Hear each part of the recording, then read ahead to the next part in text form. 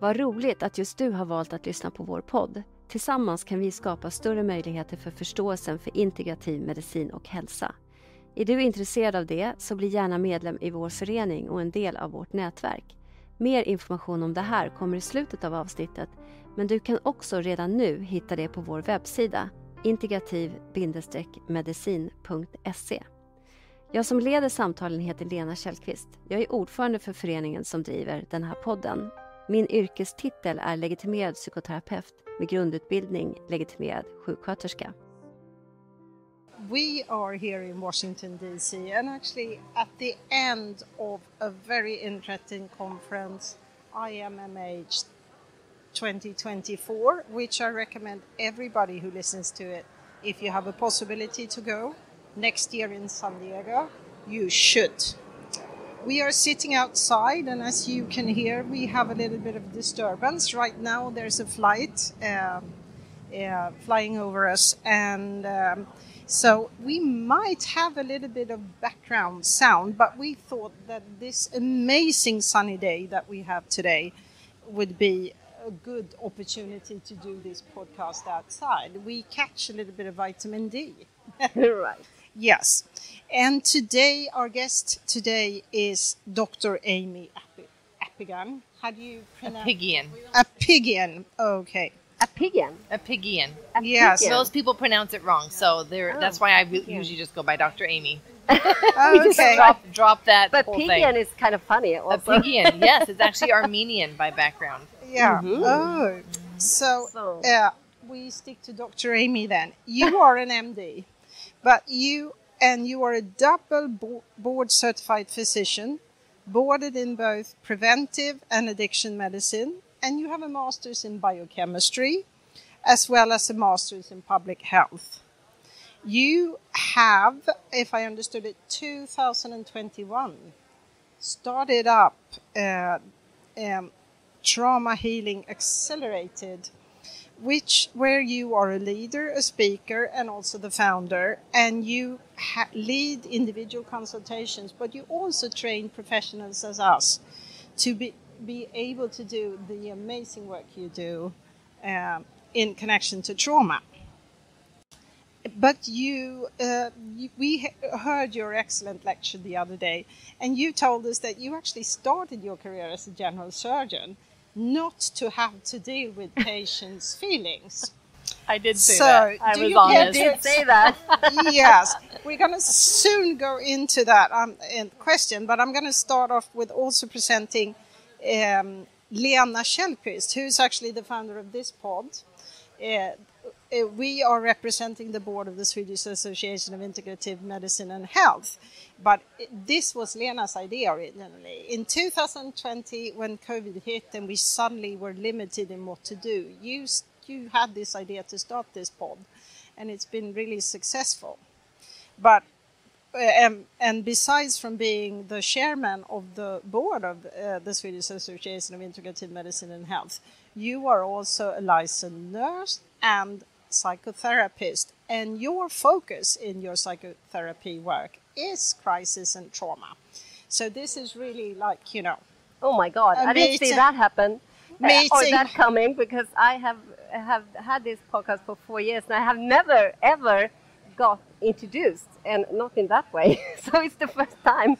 So and I am then also in the board, and I can say about you, you're a medical doctor, you're specialized in internal medicine, in endocrinology. I think that is a so hard word to say, and functional medicine doctor. Yeah, I did my fellowship with A4M, and got interested in integrative medicine in 2017 when I went to IFM's applying functional medicine in clinical practice, and just realized there are actually doctors who are thinking like me. It was such a nice feeling. Anyway, getting back to you, Aimie, and this general surgeon thing. Explain. What happened? You started with surgery up the vagus nerve once also, so you have felt it. And when you said that, I got very avundsjuk. We are going to have a little bit of Swedish. Envious. Jealous. I will also feel the sorry. vagus nerve. I love the knowledge about the vagus nerve. So tell us everything, please. It's true. I actually did go into surgery because as I would do my rotations through the different options, and I saw, these family medicine doctors, internal medicine doctors, and they're having to listen to their patients. And I was like, oh God, that's horrible. It drains me every time. I don't want to have to listen to them. I want them to be quiet and let me just do something to help them. Right. Do something to help them. I didn't see... Find the problem, treat. Yes, yes. And what I saw in so much of family medicine and internal medicine was that they weren't actually solving the problem. And for me, that seemed so frustrating. So the combination of having to listen to them, having to listen to their stories, and not having anything really to help them to change their life other than, well, here's a medication and it will maybe alleviate and manage your symptoms. It seemed I could not do that. I could not do that. So I went into surgery in order to be able to do something to help people. And I stress that because that is exactly what I do now. The way that I approach trauma work is exactly the same way. To both have to listen to people and their stories and to not have real solutions. And by the time I went into surgery, I had already now been an adoptive parent for 3 years. And that was a big shift for me because when I adopted, I was just coming out of my master's in biochemistry, going into third year of medical school. So this was when I was going into the hospital and the clinics for the first time, and I was supposed to be implementing all of this knowledge from the evidence-based research that exists. And what I'm noticing is that there's so much conflicting research. How do we actually know what works? And so we're taking 1 or 2 studies that of course have to be the gold standard and trying that. Exactly, the randomized controlled trials, and those are the gold standard. And so this is then just what becomes the protocol for every single individual. And yet when I was at my lowest with my son Miguel, I would be learning all of this. I'd be going to the studies because that's what I was trained to do. And I wasn't finding the practical solutions that I needed that day to help him. Right. And he, I want to say thankfully, was so severe in his behaviors that I couldn't just get by and manage. At the worst, he was threatening to kill me and attempting to kill me. And so I needed answers. So that was when there was a big shift in my perspective of forget your studies. Forget them. If they don't give me something practical to do, then I don't want them. They're not serving me. Because I was doing all of the evidence-based therapies that the studies told me to do, and they were making him worse. Not just not helping, making him worse. So if I had not had that experience, I think that my path through medicine would have been very different. And so that was part of why I chose surgery, was because I saw that I could actually do something. Oh, your appendix is inflamed. I can take it out. I can do something. I can fix it. Rather than what I saw so much happening in the other fields of medicine, that, of course, now I know that there's functional medicine and integrative medicine, and there are things that I can do. But at the time, I didn't know that. So based on my options, I chose surgery. Let me get this right. You were doing a master's in biochemistry and medical school and adopting a son. That is true. And not just any son. One of the worst cases in the county. How old was he when you adopted him? He was 4 when he came into my home. Okay. He came as a foster child, and on his 5th birthday was when I adopted him. Okay.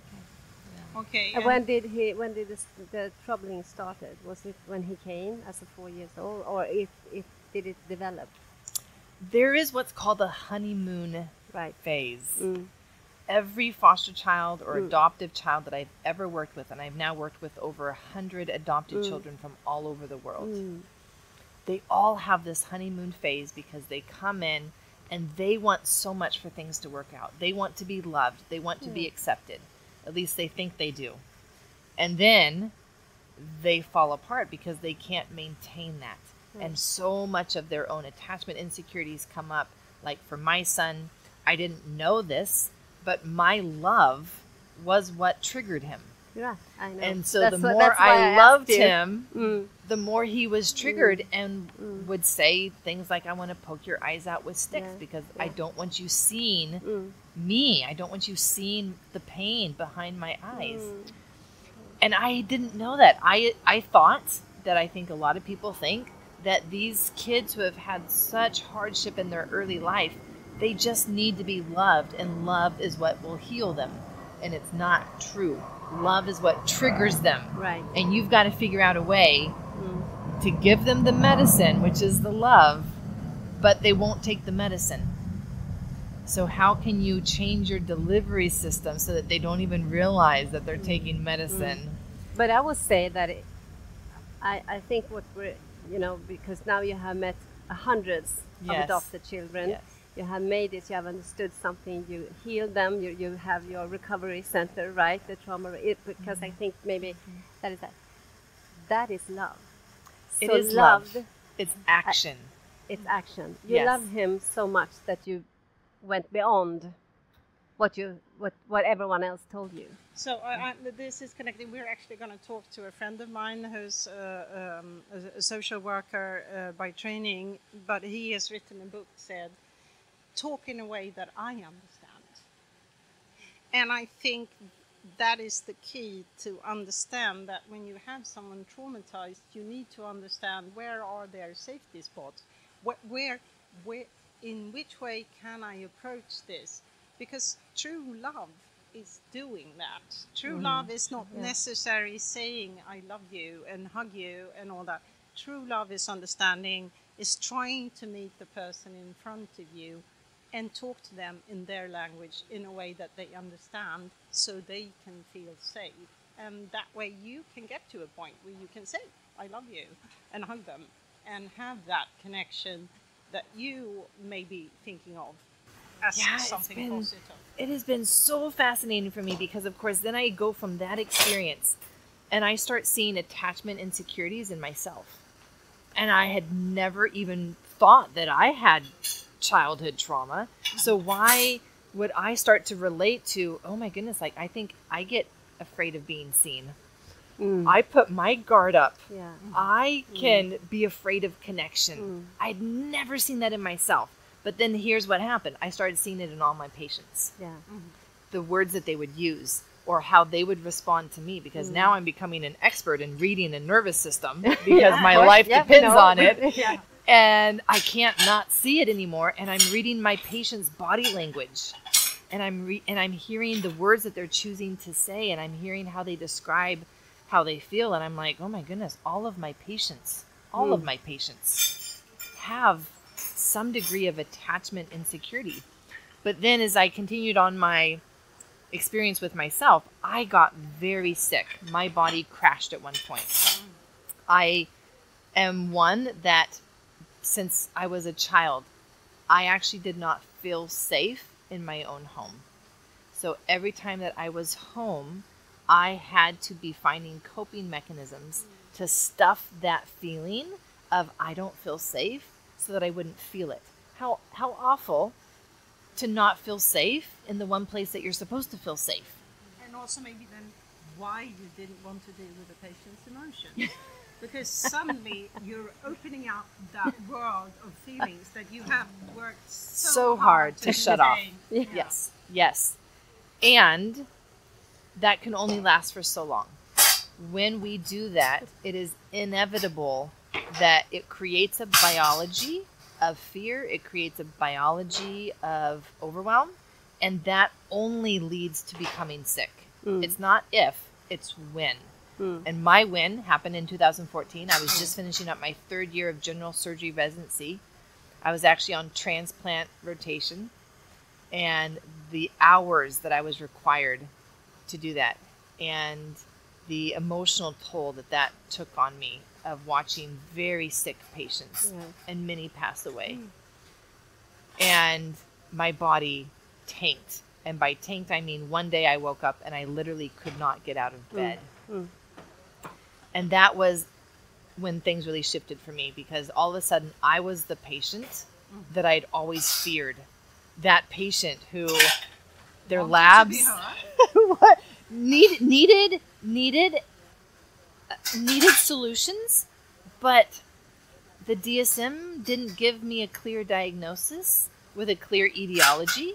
And so they slapped me with the diagnosis of chronic fatigue of unknown etiology. And all of a sudden, the system that I've been a part of didn't have answers for me. So I got put on 2 mood medications, which eventually were very hard to get off of because my body became dependent on them. But they were to help with my anxiety, my depression, what I was told I had burnout. I was very overweight. I was waking up every day achy, inflamed, bloated, but I didn't know that there was any other way to live because I'd always kind of been that way. And it just reached a critical point where that was then how I found functional medicine. But what happened was that because of the conditions, well, I should say my labs, because of my labs, there was also, we discovered autoimmunity happening. Not to the degree that they could diagnose me, but they told me that if I woke up one day and had the butterfly rash, come in, we'll actually give you the diagnosis of lupus and we'll start you on some medications. Okay. And looking at all of the symptoms and health conditions that I had, I'm overweight, autoimmunity, chronic fatigue, digestive issues. I'm looking at that list. And of course, as a physician, I know that those are all correlated with adverse childhood experiences. But here I am, and I'm comparing my childhood to Miguel's childhood. And I'm like, I didn't have trauma. If anyone had trauma, that was Miguel. Who am I? Who am I? Yeah, exactly. And so many people compare, and that's where we have to get away from, which maybe we'll talk about that, maybe we won't, but trauma is not an event. We cannot measure the degree of trauma that our body is holding by doing an ACE score. And I wish that people knew that and would stop measuring the ACE score for that reason. Right. Yeah, and I think trauma is how your body responds to it. Exactly. Yes. Something that might be a minor event for someone is a complete disaster for someone else. But I also, going back to obesity, because I've always in my life have struggled with this, and there's genes for it and so on. We talk a lot about, insulin resistance and inflammation, but there's also the psychological part, where actually I have a PhD doctor called Erik Hemmingsson who's been doing research in obesity, and what he found is that in 99% of the morbidly obese, and now we're talking about BMI 50, and there is trauma, and that trauma is what catalyzes this inflammation. So it in itself is the cause. Now you're talking my stuff. Now you're talking my jam. And I think part of the next problem is that weight is actually insulation towards the outer world. Absolutely. So it doesn't hit you so hard. As is smoking. Yeah, smoking is a protection. I can keep people away. What is smoking? Smoking. Yes. Smoking. Yes. Not to mention then the nicotine, right? Because now with the nicotine, you're also getting a little bit of dopamine. You're getting changes in your neurotransmitters. You're feeling more calmer. You're also feeling more alert. Whatever it is that you need, nicotine will give that to you. And just the smoking is a big form of self-regulation and guarding against connection, true, authentic connection. Interesting. Yeah. So but I also think I was fed by breach. Yeah. And my mom smoked, because this was the 60s. You both had wine and you smoked. And my mom said you were actually 1 week early because because I was at the party and you wanted to come out to the world. That's her explanation. But which I would probably reframe that and say you were so tired of that toxic in utero exposure that you were like, forget this. I need to get out. I need to get out. No, but I'm thinking that might be absolutely a trauma. And then I had a psychiatrically ill father and lived with with that, and just and I think my inner child knew. My inner child knew this before it was obvious. I was about 10 when I started disconnecting from my father.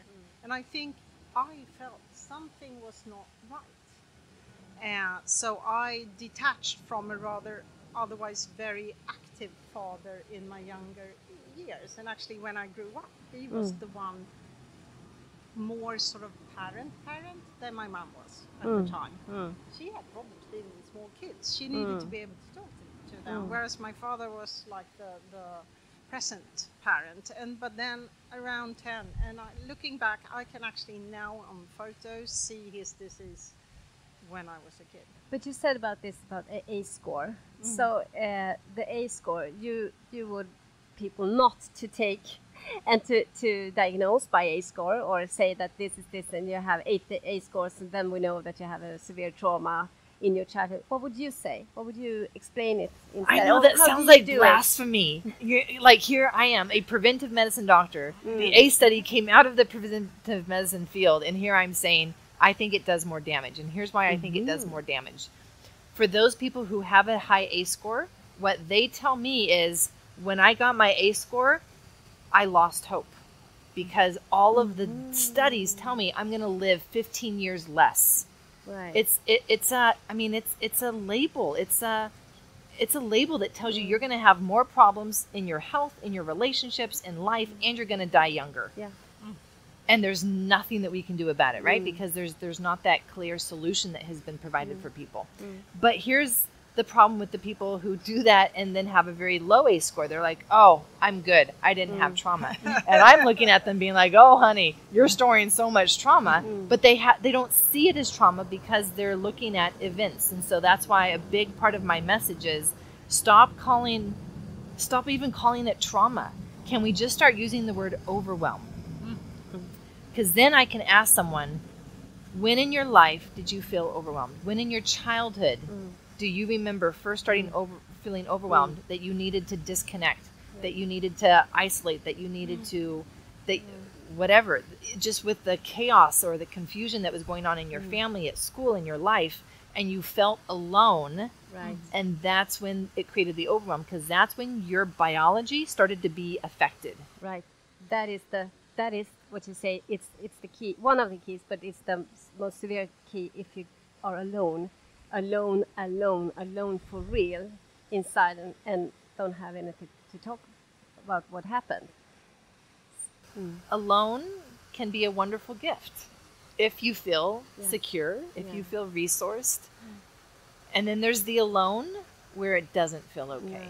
That's when your body goes into a trauma response. And unless we know what to do with that, it will create the lasting changes in our biology. We are actually 5 because we also have our great colleague Sharam Lavasani sitting here, and he's doing an excellent job trying to just capture the moment a bit with the camera. Well, you were saying the solution. You were talking. The solution. But now say her name again. Amara. She woke up because we had to move the table. Could you please tell us a little bit about Tamara? Because I know she's a therapy dog. She is. And I have also had a therapy dog. Okay. I told you the other day I work with that. And it's so could you just tell a little bit, Amara? Is she working with you? Yes. Maybe she is one of the solutions. I think she is. Yeah. Amara, I've had her since she was a puppy. And it was unexpected. I was not looking for a dog, but she literally walked into my lap and we bonded. And she started going into the hospital with me. And so she was first trained to be a therapy dog for the addiction medicine patients that I was working with when they were actively detoxing, very irritable, feeling awful. And so she would come in and she would just love on them. And she seems to know just the amount of connection that they want, that they need. And since it's not human connection, they receive it better. Yes. Human connection can still be so triggering for them because they don't like being seen when they're in that state. They like to, we all like to be seen as competent and functional. And so here they are falling apart, feeling miserable, and they could accept the connection from a dog better than a human. And it just So worked true. wonders. So now she travels with me to conferences. Yeah. And she's up on the stage with me. She's sleeping while I'm I presenting. know she was. When we listened to your lecture, it was amazing. She was this black big dog Yes. is on that, and you were lecturing, and she was so calm, and she was just kind of. Yes. But I Really? also think animals, they are more, I mean, they live more in the now. They are more present in what do you send out. I can see, we both have dogs, that some people, they just go, yeah, I want to meet you. And then they're like, no, sorry, I'm skeptical to you. I'm not going to connect to you. They read the body language.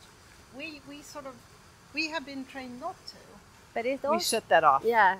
But it also, they have something more. I have my oldest dog is 14, and her name is the heart, hjärtat in Swedish. And I wasn't planning to have as a therapy dog, but I had this young kid, a 14-year-old boy that was in treatment with me, and he couldn't speak.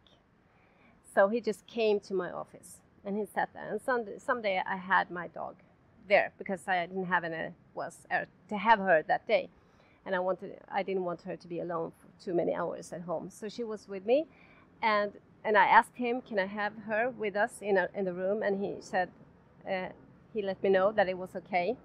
And that was actually the first time he started to speak. And then he was in treatment for about a year, and he actually got he was going to quit his therapy, and he was good.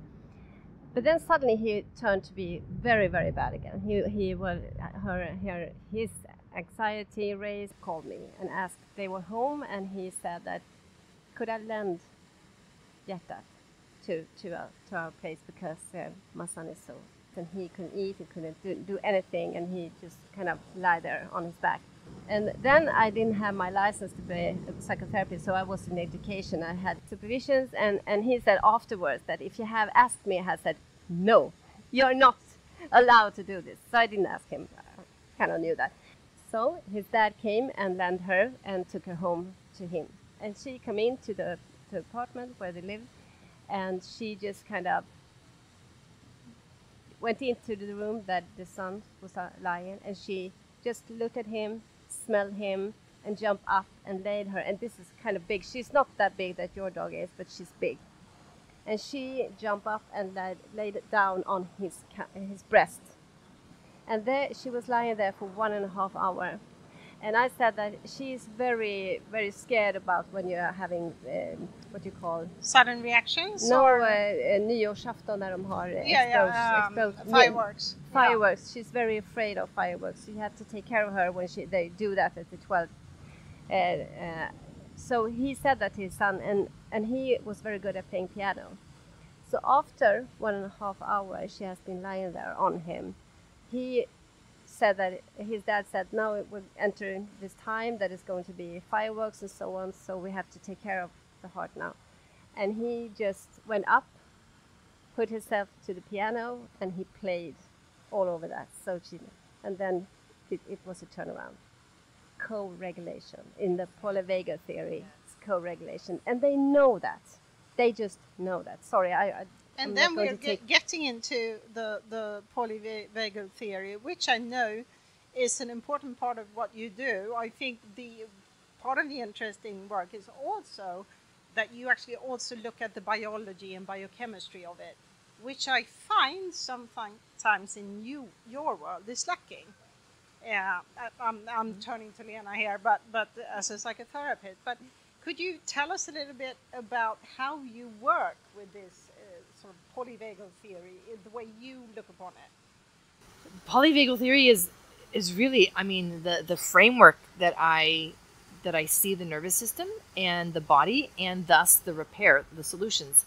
And so when we look at the polyvagal theory, it actually tells us that the degree of danger is what matters. And when we feel completely safe, we're in ventral vagal. Safe enough, I should say. Safe enough, we're in ventral vagal. Danger is going to put us in the sympathetic. But what if that level of danger becomes the perceived, felt sense of inescapable life threat? that's no longer stress. That is no longer a sympathetic response. That is when we're going to get that dorsal vagal response that will tell us to shut down in order to survive. Right. So when we look at, well, then what in my life or what in my clients' or patients' life is creating that sense of an inescapable life threat, we see that the internal environment is going to be just as important as what's happening outside of us. So yes, I could see someone walking towards me and then they attack me and that become an inescapable life threat for me.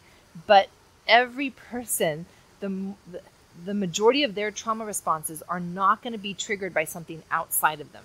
The majority of their trauma responses are going to be triggered by inflammation inside, by oxidative stress inside, by toxins inside of themselves that reach a critical point that communicate to the nervous system, or neuroception, that's a polyvagal word, neuroception, the perception of our nervous system, that there is so much danger that it's overwhelming, and the best response is to shut down.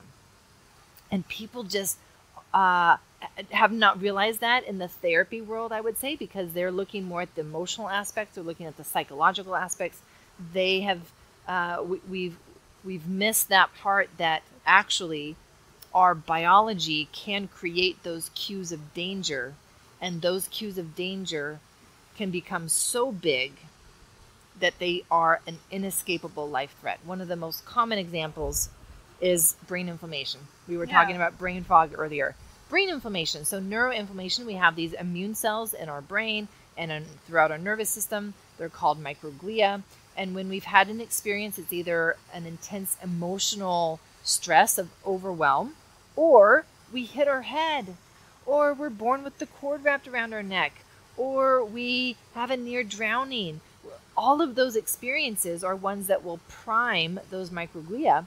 And what happens is that once they're primed, now it only takes a little bit of stress and they reactivate. And when they activate or reactivate, they unleash so much inflammation that's literally our neurons. Our neurons are bathed in inflammation and this war that is broken out in our nervous system. And that is, it's interesting because you can prime them and they will never go back. Never go back. And the first response is pro-inflammatory, but you can actually have them work your way. Yes. You can, with the right treatments, go anti-inflammatory instead. Exactly. And protect it. Exactly. And I see neuroinflammation as one of the biggest reasons why people in therapy get stuck and aren't able to show up for the therapy that they want to do, because their brain their nervous system is so inflamed. It's giving them so many cues of danger that they can't even do the therapy. So being able to have a therapist who could recognize brain fog, who could recognize, I think you've got primed microglia that are activated right now, and it's going to hinder us in our ability to work, whatever the modality is, whether it's EMDR, somatic work, it doesn't matter, because you need your nervous system accessible, and brain inflammation is just one of the examples, but it's a primary one that will hold people back in the therapy that they want to be able to do. Happened to me. That's how I discovered brain inflammation. So could you please tell me what happened to you? What happened to me? Oh my goodness. I started hitting my head when I was a kid. I've always been a biker, so I do mostly road biking, have done some mountain biking, but then we had a big trampoline in the backyard, and my parents were not very present. And so we would be jumping on the trampoline, and this neighbor boy would come over, and he would have this brilliant idea of, Amy, why don't you get under the trampoline and I'll see if I can hit you by jumping so high. And of course, Amy wanting to be the people pleaser and okay, that sounds like a great idea. And I get under the trampoline and boom, he hits my head. Like these are, like kids like this is the kind of stuff that can happen. Yeah. And by the time then that my body crashed, I had so much inflammation, not only from those experiences of whiplash, concussion, head injury, but then also my gut inflammation. So because of the vagus nerve, gut inflammation will travel and be a reason to prime those microglia in our brain. And we know from stress, we know from the trauma response that it always causes leaky gut, always. And so it's this feedback loop that needs to be interrupted, where there's now so much inflammation because of the chronic effects of stress and trauma on our biology, that then when we go to try to do the therapy, our own biology holds us back. And that's why I coined the term the biology of trauma, because it's what holds us back, not anything else. Our biology is what holds us back in the I therapy. also say this is the first brain. The gut is the first brain. The gut is the That first was the brain. first enteric nervous. I mean, our enteric nervous system was the first nervous system because we needed to be able to have a working communication with the microbiome. I mean, the whole GI tract is basically outside inside. It is, and when we think of that, the enteric nervous system or the gut and all of its nerves, we realize that this is where our intuition comes from. This is where our felt sense comes from. And so, people have been talking about like the gut feeling. I've got a gut feeling. But yet when we have so much inflammation, we can't trust our gut feeling because our gut is bathed in inflammation. It's getting cues of danger when there should not be cues of danger. I look at you, you're looking at me, and I'm going to be like, she's dangerous. Why? Because my gut is inflamed. Not for any other reason than that. You have a very lovely face. Your facial expression is telling me that you're safe. But that's not my perception. Right. And the polyvagal theory tells us that it's not based on reality. No. The cues of danger and safety are not based on reality. They're based on my perception of what's happening. And that is so important because now when the polyvagal is coming out and in the kind of everyone is talking about it, it's very important not to forget that biology. It is actually biology and it's a medical theory that gives us symptoms, psychology symptoms, because I can see that amongst my colleagues that now the polyvagal, we just talk about what happens and then you can do a lot of things. And you can do a lot of things, but if you have lack of your knowledge about the biology or the medical perspective of it, you can do harm as well. I think that's very right, and I always we talked about it. We did this course, Lena and I, just recently. That I look upon because our autonomic nervous system is there to serve us, and when everything is fine. So I always look upon it like the Stone Age man. So when we are facing a threat that we can deal with, we are supposed to be able to either run away or fight the problem. Hence, our biochemistry is going to pump up blood in our muscles, our heart rate is going to go up, we're going to have that sort of sympathetic response. But then there's this big tiger, and we can't run, and we can't fight. What we can do is we can lay down still, shut off, and hopefully, just hopefully, that tiger will either not see us or perceive us as a dead corpse. Because a dead corpse, that is dead, we don't eat that. I mean, except for the kind of animals that would eat that. Most animals don't eat a self-dead animal.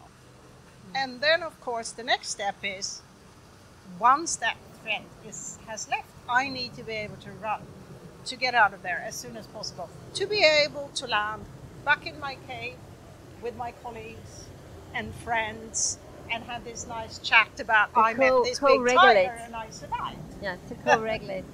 To co-regulate again and to get back to that social engagement state. But there's a biochemical and biology response in that. So we shut off all we turn off the cells more or less, except for energy storage that Robert Adlerstein talked about yesterday. And I just think we have the energy storage because we need that afterwards. Yeah, so here's the perspective that I've gained now over the years of working with my own nervous system first and now with those who come through my courses, is that why is trauma becoming a chronic state? Why is my biology not resetting? And it's because we're not actually running away back to safety after we've had a response of overwhelm. And so when we go back to your story of the animal shutting down, and then when the danger passes, it runs away back to where it feels safe. We're missing that step. Yeah. We never have the completion that we need. And the body has to have completion on 3 levels. It needs to have the completion of the mind. It needs to have the completion at the body and that self-defense movement, the movements, and it needs the completion at the biology level. And when we're missing any one of those, the biology will not reset because it keeps the nervous system in that state of sensing danger, and it will keep our mitochondria shut down. It will keep our systems shut down. While our body's at the same time sending signals. Listen, we need to do something. We need to activate. So you start having symptoms of heart palpitations while in shutdown. And you start feeling you have restless legs when you're supposed to sleep. You can't fall asleep because your body's saying, you know what, you shut me down too long. And I'm still in danger mode. I'm still in danger mode and I need to run from here. Why don't you turn yourself on? Exactly. And talking about chronic fatigue, I think I talked about you. The theory that I share with one of my colleagues is because of lack of substance. We don't have those catecholamines that we need. So we can't leave freeze. That's our idea. Yeah. I think that the chronic fatigue, the initial cause of it is going to be an excess adrenaline. Mm-hmm. Exactly. That upregulates our system. It then depletes everything else so that our system can't actually respond. And then we're really stuck in this conundrum of there's all this adrenaline, but now I don't have the energy to respond. And it creates a very vicious loop where what people and patients need to do is complete those responses, which requires movement, but they don't have the energy to move. No, and but that needs the adrenaline signal to start, because once you shut that off, you need to turn it on again. You have to be able to turn it on again. And then when you don't get restorative sleep, because so I mean the main problem is that you don't restore yourself during nighttime. We have our autophagy, we have the immune system sort of balancing itself, we have filling up of all these fantastic neurotransmitters that we need to be able to signal in this system. We to fill up with our hormones and so on. And then suddenly we don't get it. So we're in a constant deficiency of these substances. And that is why I do believe that we need to also support the biology.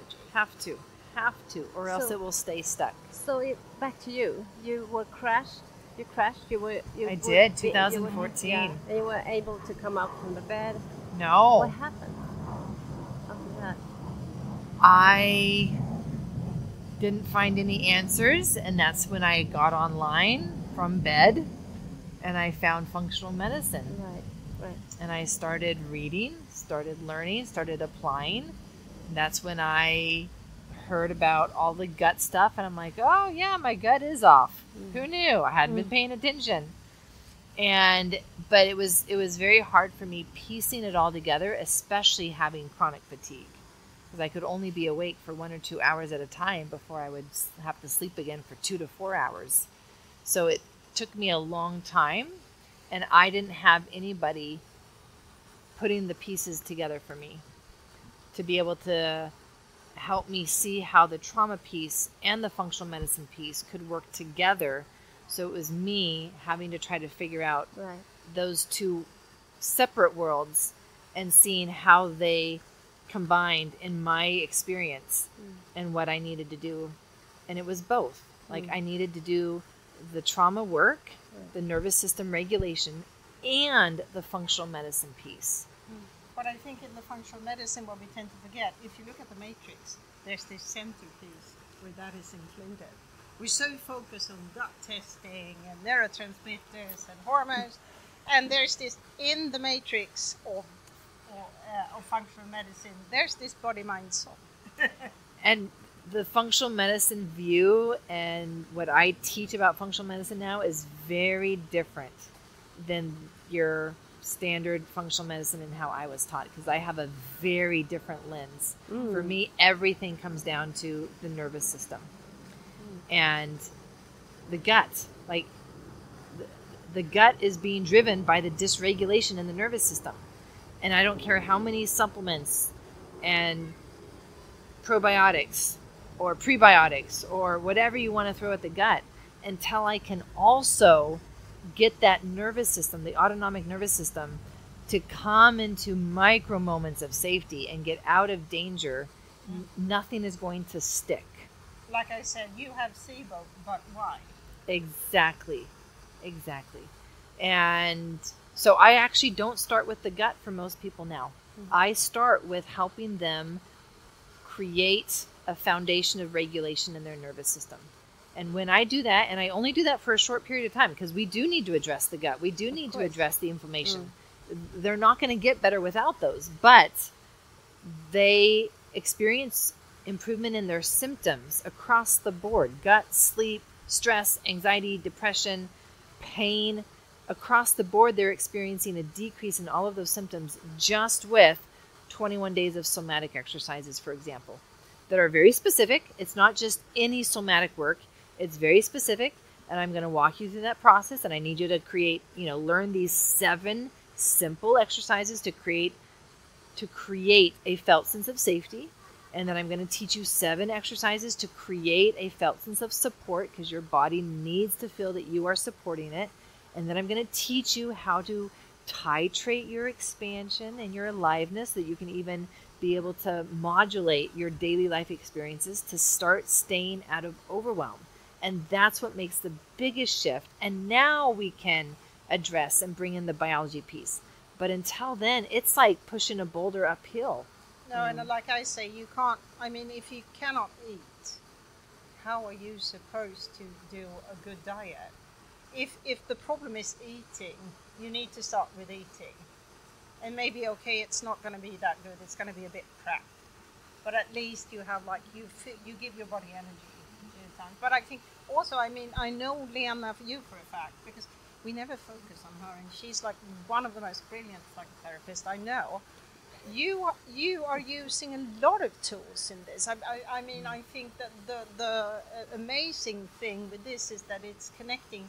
You're sort of representing the body here, but you are also representing the mind world, and you have a lot of tools. Yeah. So, and it would be interesting to see, just a discussion about the tools you use and your sort of reflection on them. I would say first that the integrative way to work is that I don't know how you work in your trauma center. I will love to hear about how you have your... We have to go. You have a trauma center, right? I do all of my work online right now. All of my programs are online. You? Do you have a team around, or is it you? It's me, and I train coaches who help me. Yeah. They'll run breakout sessions, for example. But otherwise, it's me guiding people through these exercises and then through the biology. Right. So I think also that one level that we actually work and what you trying to build and I try to build, and there where we met, is to also work cross-professional, because that is also the interactive way to deal with this, because we have different tools that fits, and if we have the same mindset and same knowledge and do it together instead of some hierarchy. Swedish. Oh my God. Hierarchy. Sorry for my bad English sometimes. If we don't do that, if we do this together, we have twice as much of success and half of the troubles when we do it together. Going back to my question, because I know this, that Lena, you have taken a lot of courses, you have put yourself into this really understanding and just gained a lot of tools, because not everything works on everyone. No, so that is and it would be interesting just to comparing what kind of tools you're working with. Yeah. That's my point. Yeah, and back to that, I think that what you say, go back to the nervous system. That is what I do as well. I always have this, how is the nervous system? And then ask the patient and to be the MacGyver in the patient's life to know what do you have to.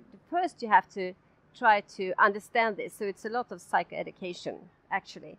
This is what happened. You don't have to tell your story now. You can tell a little bit so I know what you have, what we are dealing with. But then you don't have to talk about it, because if you talk about it, you also put yourself, you get really traumatized. You get back to whatever happened to you. So you have to start to regulate the patient first, and then you can do a lot of things. And for that to happen, you have to have a good relationship as well.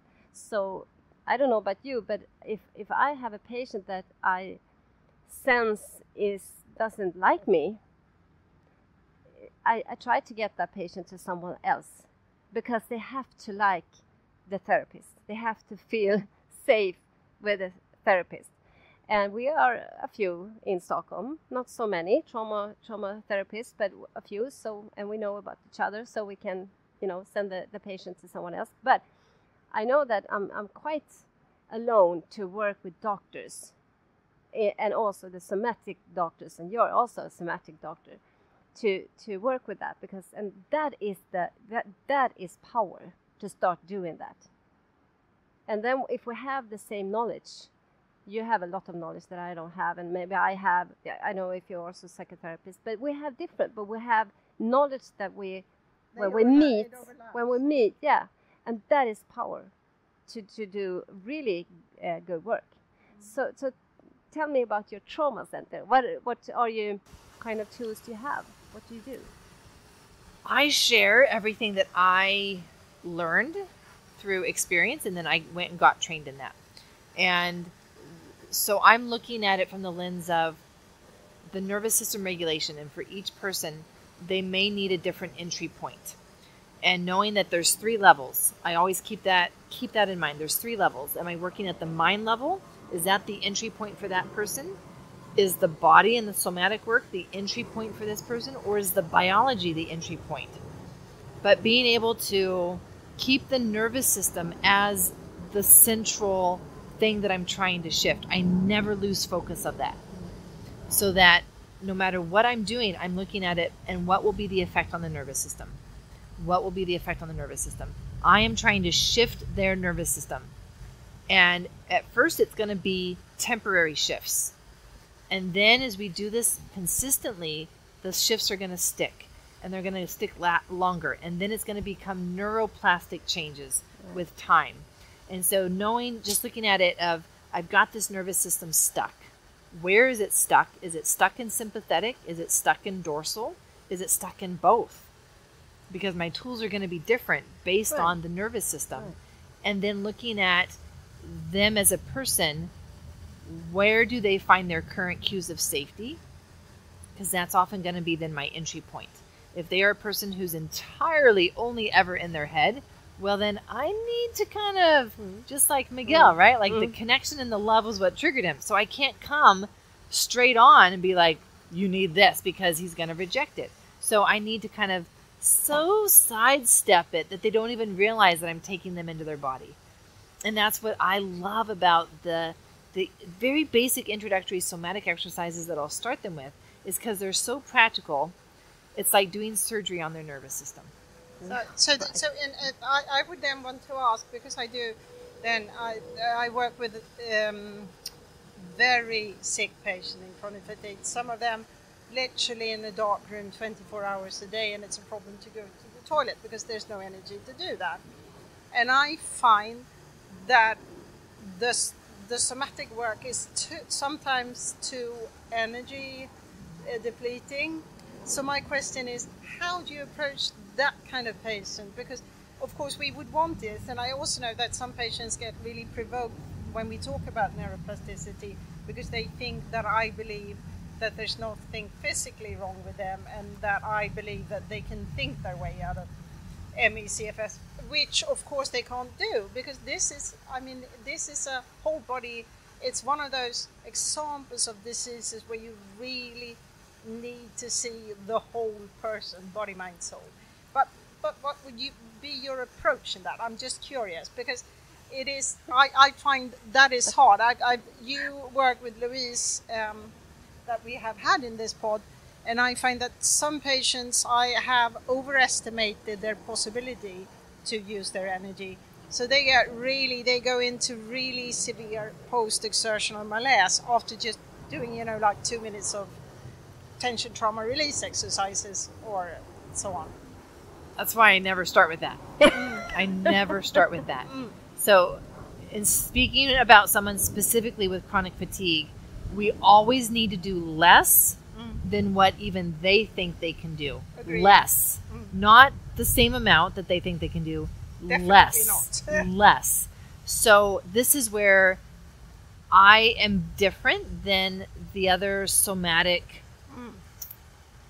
work and trainings, because I took it because I was that person who I couldn't do it at first. And I would go into 3 days of a fatigue flare-up by doing too much. I mean, we're talking 2 minutes, right? Like, it doesn't take much to do too much of somatic work. And so I, like, literally, that is what then I created for myself, and that's what I share now, so that someone doesn't even need to be able to stand up. And we're not doing, we're not, I want to talk about somatic work in terms of stages of it. And the final stage that we need to get to eventually is doing the somatic completion of to end up in social a self-defense movements of specific experiences in our past. But that is not where we start. And that's where a lot of somatic therapists start, because that's what they're trained to do. And that can be way too much. And so instead, where I'm starting people is, I just need you to create an experience for yourself right now. That's it. And we're going to learn how your body can experience that in a way that you can tolerate it, because you may not be able to get out of bed. That's okay. You don't need to be able to get out of bed to create an experience of safety for yourself right now.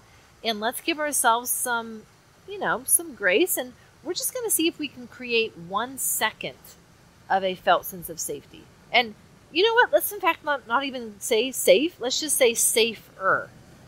And all of a sudden, all of the pressure comes off.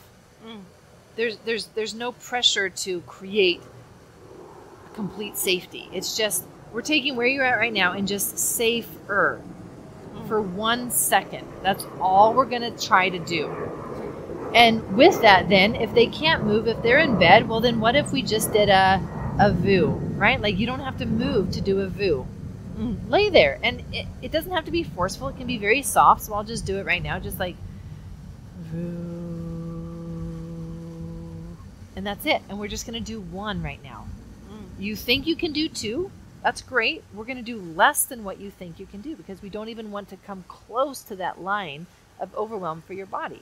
Yeah, so that's like the traffic light that we talked about, Yes, that I use. exactly. I say, when you're in the green zone where you think you can do things, Exactly. you can never do Right. it to a point where you feel tired. Never. You never. should stop when you think, oh, this is funny, I can do this. Exactly. That's when you pause. And then we can even bring in a lot of the attachment-based somatic work, which is incredible for people with chronic fatigue, because they always have an attachment insecurity that is continuing to drive their nervous system dysregulation. And there are specific points in the body that when we provide contact and pressure there, it creates a feeling, it creates an experience of support, of safety.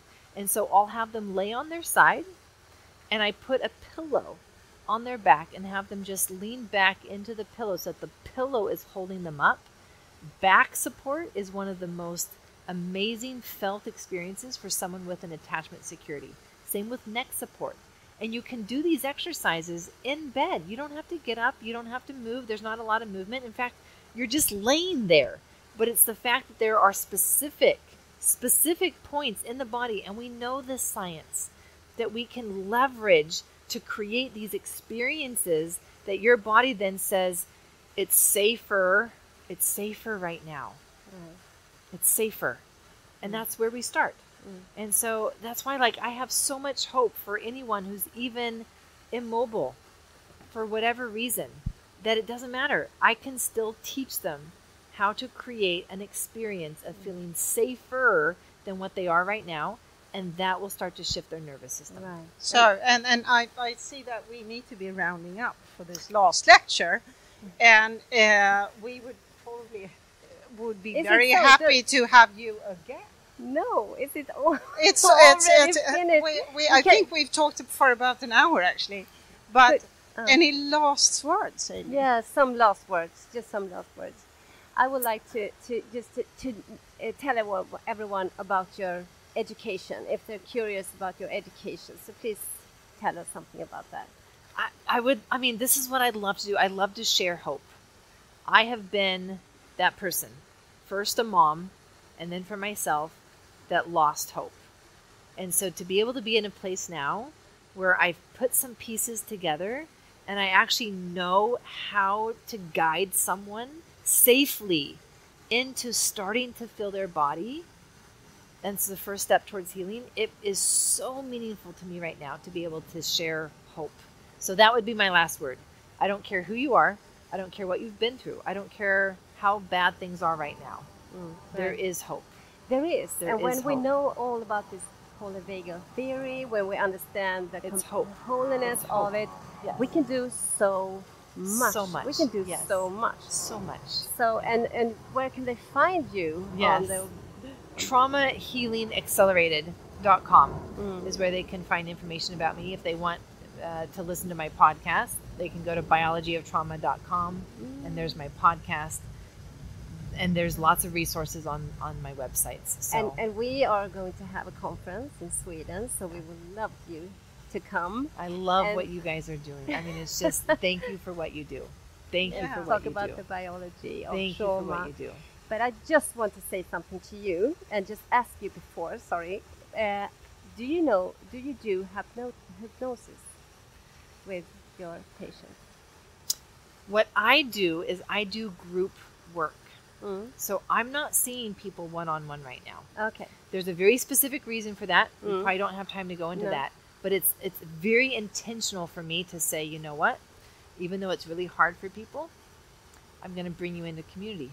I'm going to bring you into community. I'm going to help you feel safe in a community. I'm going to give you an experience of feeling safe in a community that you've probably never felt before. And so as I look at that, then I look at, well, then what are the tools?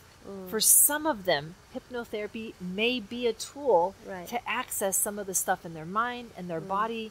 And I want to teach them how to know if a tool is working for their nervous system or not. Right. I want them to learn what it feels like to be in their body so that they can know, is this hypnotherapy? Is the way that the practitioner is doing the hypnotherapy helping me be more in my body? Or is it taking me back up into my head? Which because I use one of my methods. I do a lot of things, EMDR and so on, but I also have this, in Swedish we say symboldrama, or inner guidance of drama of symbols, and I take you in, and you know it's a lot of relaxations, exercise before and so on, and you have to feel that it's comfort, everything. The patient is safe. It feels safe with me, and then we all that is trained in this specific method is we do one first diagnostic drama, that is to see a flower. And the flower we see as the situation of yourself. And it's so interesting. And to just take the patient, and I have worked with this for several of years now. And we can take even a really traumatized person, and the traumatized people are in kind of trance all the time inside. So it's very easy to come in and just check out what's happening. And it gives us so much. And I just love this to do in the beginning, because it gives you hope. It gives you knowledge that something is going on here. We do things that you can actually control, like this, directly, and you do a lot of things. So that's why I ask you, because it's one of the methods just to give hope and know what's happening inside. Are you a flower, a cartoon, or is it real? Is it in the dirt, or what is it? In flying, Right? Yeah, these are embodiment tools, and yet done in such a way that creates safety. Right. Yeah. It have to be that. If it's not safe, you can't do this. But so we are working on feeling safer, and there is hope. And with that, for this time, we thank you, Aimie, Dr. Aimie, for being part of this pod. And it has been such a nice conversation. I could probably go on. And we might ask you to do another episode, and definitely to come to Sweden and have everyone else listening to your Western. It was amazing. Amazing. It was magical. Thank you. Thank you so much. Både och istället för antingen eller, en podd om integrativ medicin och hälsa är skapad och drivs av Svensk förening för integrativ medicin och hälsa, FIM. FIM är ursprungligen en yrkesförening för legitimerad vårdpersonal. Vi representerar sjuksköterskor, dietister, fysioterapeuter, läkare, psykoterapeuter, psykologer, tandläkare för att nämna några. Idag omfattas våra medlemmar även av associerade medlemmar som inte behöver vara legitimerade. Föreningens arbete vilar mot en vetenskaplig grund för integrativ medicin och hälsa, såväl svensk som internationell och på systemisk förståelse för människan i sin miljö.